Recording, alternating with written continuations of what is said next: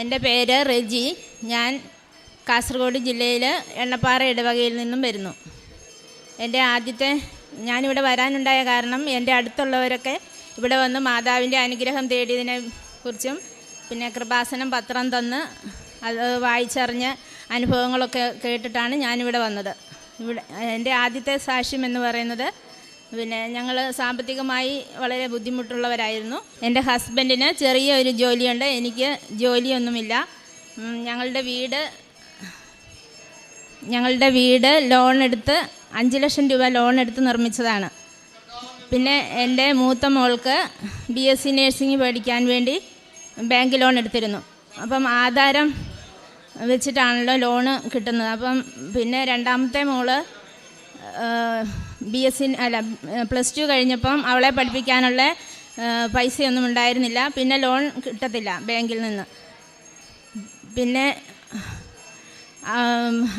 +2-ന് രണ്ടാമത്തെ മോൾക്ക് 96.5% മാർക്കുള്ളത് കൊണ്ട് ഞങ്ങൾ ഗവൺമെൻറ് മെഡിക്കൽ കോളേജ് വഴി നേഴ്സിങ്ങിന് അപ്ലൈ ചെയ്തു. നേഴ്സിംഗ് തിരഞ്ഞെടുക്കാൻ കാരണം 4 വർഷം കഴിയുമ്പോൾ തന്നെ ജോലിയാകുമല്ലോ, അല്ലാതെ കൂടുതൽ പഠിപ്പിക്കാൻ സാമ്പത്തികമില്ലായിരുന്നു. അങ്ങനെ BSc നേഴ്സിങ്ങിന് അവളെ ചേർത്തു. സെപ്റ്റംബർ മാസത്തിലാണ് നേഴ്സിംഗ് ആരംഭിക്കുന്നത്. അഥവാ മെഡിക്കൽ കോളേജ് വഴി ഇത് കിട്ടിയില്ലെങ്കിലോ എന്ന് വിചാരിച്ച് ഞങ്ങൾ ഒരു കോളേജിൽ ഡിഗ്രിക്ക് ചേർത്തിരുന്നു.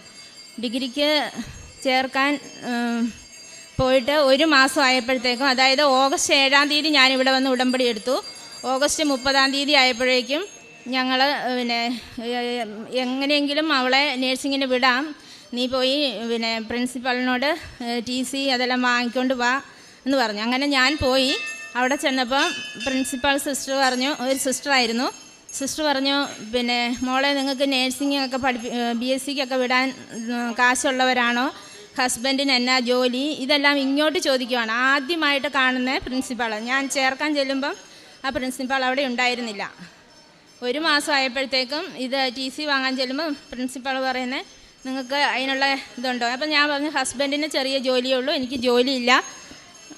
അങ്ങനെ അപ്പോൾ സിസ്റ്റർ പറഞ്ഞു, നീ ഇവിടെ ഇരിക്കും മോളെ, ഞാൻ വിദേശത്തേക്ക് ഒരു ആളെ വിളിച്ച് ചോദിക്കട്ടെ എന്ന് പറഞ്ഞു. അങ്ങനെ ഞാൻ അവിടെ ഒരു 5 മിനിറ്റ് ഇരുന്നു. ആ സമയം കൊണ്ട് സിസ്റ്റർ വിദേശത്തുള്ള ഏഞ്ചൽ ചാരിറ്റിയിലേക്ക് വിളിച്ച് ഇങ്ങനെ ചോദിച്ചു. അപ്പോൾ പറഞ്ഞു, ഒരു കുട്ടിക്ക് 2 ലക്ഷം രൂപ വരെ അവർ ഓഫർ ചെയ്യുന്നു എല്ലാ വർഷവും.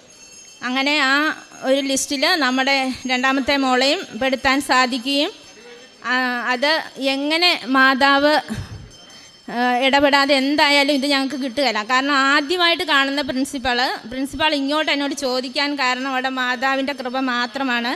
1 മാസം കൊണ്ട് സാധിച്ചു കിട്ടിയ അനുഗ്രഹമാണിത്. അതിന് മാതാവിന് ഞാൻ ഒത്തിരി നന്ദി പറയുന്നു.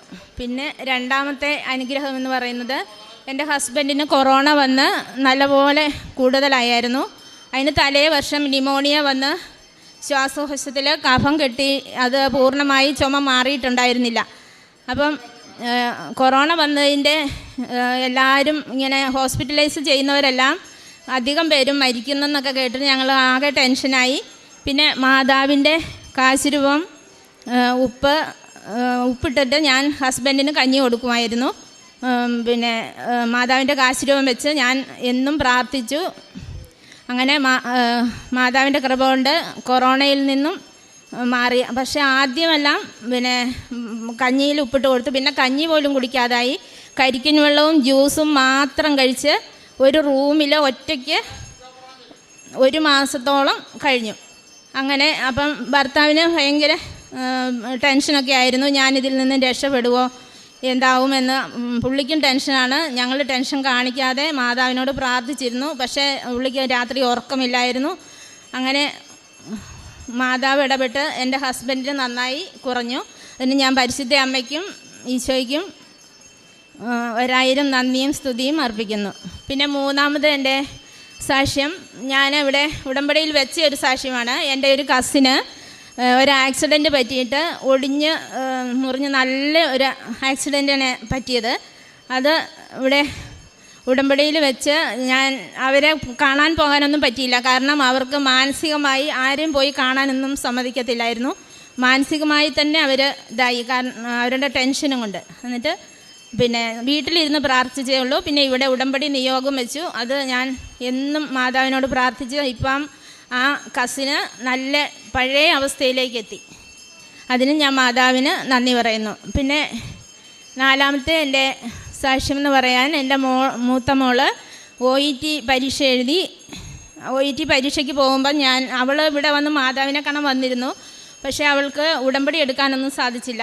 ഒരു വീട്ടിൽ നിന്ന് ഒരാൾക്ക് ഉടമ്പടി എടുക്കാൻ പറ്റുമായിരുന്നുള്ളൂ. അപ്പം ഞാൻ OET പരീക്ഷയ്ക്ക് പോകുമ്പം അവൾക്ക് എൻ്റെ ഈ കാശുരൂപം കൊടുത്തു വിട്ടിട്ട് പറഞ്ഞു, മോളെ പരീക്ഷ കഴിയുമ്പോൾ നീ പരീക്ഷാ പേപ്പറിൽ കുരിശ് വരച്ച് 7 സ്വർഗസ്വനായും 7 നന്മ പറഞ്ഞോറിയും ചൊല്ലി മാതാവിന് കാഴ്ച വെക്കണം. ഇല്ലെങ്കിൽ സമയം കിട്ടിയില്ല, വിശ്വാസ പ്രമാണം ചൊല്ലി ഇറങ്ങി പോരണമെന്ന് പറഞ്ഞു. പുറത്തിറങ്ങിയിട്ടാണേലും നീ പ്രാർത്ഥന പൂർത്തിയാക്കണമെന്ന് പറഞ്ഞു. അതിന് പ്രകാരം അവൾ അതുപോലെ ചെയ്തു.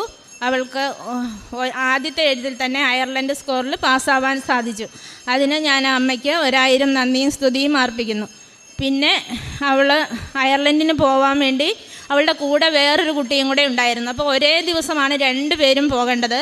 അപ്പോൾ മറ്റേ കുട്ടിക്ക് വിസ വന്നു, എൻ്റെ മോൾക്ക് വിസ കിട്ടിയില്ല തലേ ദിവസം വരെ. ഞായറാഴ്ച വൈകുന്നേരമാണ് പോകേണ്ടത്. ശനിയാഴ്ച ഉച്ച വരെ വിസയുടെ ഒരു ഇതുമില്ല. പിന്നെ ഞങ്ങൾക്ക് കൊറിയർ ഓഫീസിലേക്ക് ഒരാൾ പറഞ്ഞ് ഇടപെട്ട് വിളിച്ചു ചോദിക്കുമ്പോൾ പറഞ്ഞു, നാളെ ഓഫീസ് അവധിയാണ്, ഞായറാഴ്ച ഒരിക്കലും വിസ വരത്തില്ല അങ്ങോട്ട്. ഇപ്പം മംഗലാപുരം വരെ എത്തിയിട്ടുണ്ടെന്ന് പറഞ്ഞു ശനിയാഴ്ച.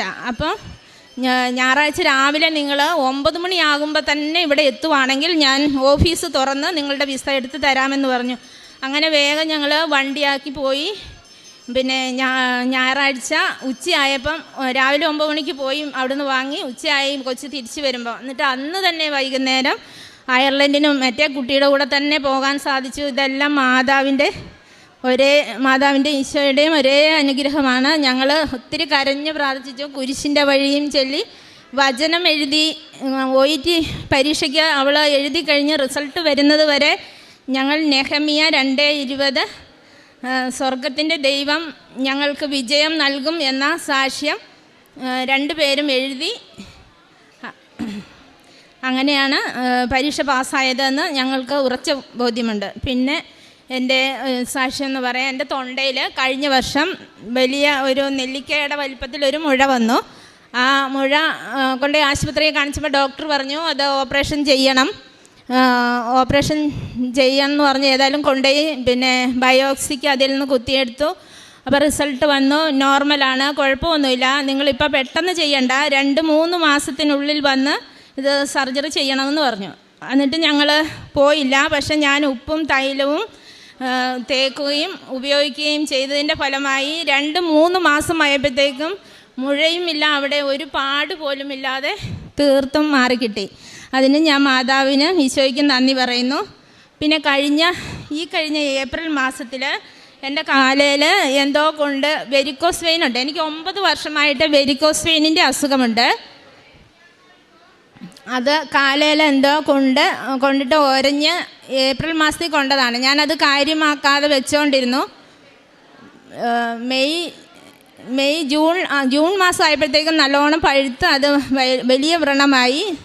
പിന്നെ അന്നേരമാണ് ഞാൻ മാതാവിനെക്കുറിച്ച് കൂടുതലായിട്ട് പ്രാർത്ഥിക്കാനും എല്ലാം തുടങ്ങിയത്. ആദ്യമൊന്നും എനിക്ക് ഇടയ്ക്കിടയ്ക്ക് വിശ്വാസം ഇങ്ങനെ താന്നു പോകുന്നൊരു ഇതാണ്. എന്നിട്ട് പിന്നെ ജൂൺ മാസം ആയപ്പോഴത്തേക്കും ഞാൻ നന്നായി പ്രാർത്ഥിക്കുകയും ഉടമ്പടി യൂട്യൂബിൽ ഇതെല്ലാം അച്ഛൻ്റെ ടോക്കും പ്രയറും എല്ലാം കൂടുകയും ചെയ്തു.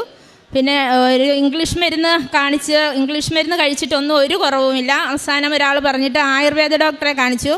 ആയുർവേദ ഡോക്ടർ പറഞ്ഞു, 1 മാസം നിങ്ങളിവിടെ അഡ്മിറ്റ് ആവുകയും പിന്നെ ബ്ലഡ് അതിൽ നിന്ന് നീക്കം ചെയ്യണം, ആ ഒരു വെയിനിൽ നിന്ന് ബ്ലഡ് മാസത്തിലൊന്ന് നീക്കം ചെയ്യണമെന്ന് പറഞ്ഞു. അങ്ങനെ മാതാവിനോട് പ്രാർത്ഥിച്ചു, മാതാവേ ഞാൻ തന്നെ വീട്ടിലുള്ളൂ, ഞാനും എൻ്റെ ഹസ്ബൻഡും എങ്ങനെയും വീട്ടിൽ നിന്ന് പോവുക, 1 മാസം അഡ്മിറ്റ് ആകാൻ അത് വളരെ ബുദ്ധിമുട്ടായിരുന്നു. എന്നിട്ട് പിന്നെ ഞാൻ മാതാവിൻ്റെ ഉടമ്പടി തൈലവും പ്രാർത്ഥനയും ഞാൻ കിടന്നുകൊണ്ടാണ്, കാരണം എനിക്ക് നടക്കാൻ പോലും പറ്റാത്ത അവസ്ഥയായി. കിടന്നുകൊണ്ട് ഇവിടുത്തെ ടോക്കും പ്രാർത്ഥനയും എല്ലാം അച്ഛൻ്റെ കൂടുകയും ജോസഫ് അച്ഛൻ ജൂലൈ 13-ാം തീയതി ഇവിടെ പറഞ്ഞ ഒരു രോഗശാന്തിയിൽ പറഞ്ഞതാണ്, ഒരാളുടെ വ്രണം ഇങ്ങനെ പഴുത്ത് ചൊറി പോലെ ചിരങ്ങ് പോലെ ഇരിക്കുന്നു. അത് പിന്നെ അവിടെ രക്തം ഓടുന്നുണ്ടായിരുന്നില്ല, അതിപ്പം സൗഖ്യമാകുന്നുണ്ട്. സ്തുതിക്കട്ടെ ഹല്ലേലൂയ എന്ന് പറഞ്ഞു. അപ്പം ഞാൻ കിടന്നുകൊണ്ട് പ്രാർത്ഥിക്കുമ്പോൾ ഞാൻ വിചാരിച്ചത് എൻ്റെ തന്നെ. അപ്പം തന്നെ എൻ്റെ കാലിലൊരു തണുപ്പ് അനുഭവപ്പെട്ടു. അങ്ങനെ ഞാൻ പതുക്കെ എഴുന്നേറ്റ് ഇരുന്നിട്ട്, ഞാൻ അധികവും കിടക്കുന്നത് ബ്ലഡ് പാസ് ചെയ്യണമെങ്കിൽ നമ്മൾ കിടക്കണം, അതുകൊണ്ട് കിടന്ന് തന്നെയായിരുന്നു. അല്ലെങ്കിൽ ഇങ്ങനെ നിൽക്കുമ്പോൾ നമ്മളുടെ ബ്ലഡ് പാസ് ചെയ്യലാന്ന് ഡോക്ടർ പറഞ്ഞിരുന്നു. അങ്ങനെ അച്ഛൻ്റെ ഇത് കേട്ട് ഒരു തണുപ്പ് അനുഭവപ്പെട്ട് ഞാൻ മെല്ലെ കാല് കുത്തി നടന്നു നോക്കി. നടക്കുമ്പം പിന്നെ എനിക്ക് നല്ലതായിട്ട് വേദന കുറഞ്ഞു. അന്ന് മുതൽ ഞാൻ മാതാവിനോട് പ്രാർത്ഥിച്ചിരുന്നു, എനിക്ക് എൻ്റെ കാലിലേത് നന്നായി പോയെങ്കിൽ ഞാൻ ഇവിടെ വന്ന് സാക്ഷ്യം പറയുമെന്ന്. അതിന് പ്രകാരമാണ് ഞാൻ ഇവിടെ വന്നത്. പിന്നെ എൻ്റെ അടുത്തുള്ള അക്രൈസ്തവരായവർക്കൊക്കെ ഇപ്പം വിശ്വാസമായി. എന്നോട് പറഞ്ഞു, ഇപ്പം ഇന്നിവിടെ വന്നിട്ട് പോകുമ്പോൾ തൈലം ഞങ്ങൾക്കും പുരട്ടി തരണമെന്ന് പറഞ്ഞിട്ടുണ്ട്. മുട്ടുവേദനയുള്ള നടക്കാൻ വയ്യാത്ത ക്രൈസ്തവനാണ് പറഞ്ഞത്. അങ്ങനെ എല്ലാ അനുഗ്രഹങ്ങൾക്കും 1000 നന്ദിയും സ്തുതിയും അർപ്പിക്കുന്നു. പിന്നെ പ്രേക്ഷിത പ്രവർത്തനം എന്ന് പറയാൻ ഞാൻ ഇവിടുന്ന് തരുന്ന പത്രം മാത്രം, അല്ലാതെ എക്സ്ട്രാ മേടിക്കലില്ല. ഇവിടുന്ന് തരുന്ന പത്രം ഞാൻ എല്ലാവർക്കും വിതരണം ചെയ്യാറുണ്ട്, ഒന്നുപോലും ഒഴിവാക്കാറില്ല. പിന്നെ അടുത്ത ഏരിയയിൽ ഒക്കെ ഞാൻ രോഗികളെ കാണാൻ പോവുകയും അവർക്ക് വേണ്ടി പ്രാർത്ഥിക്കുകയും ചെയ്യും. ദൂരം ഒന്നും ഞാൻ അങ്ങനെ നടന്നു പോവാറില്ല.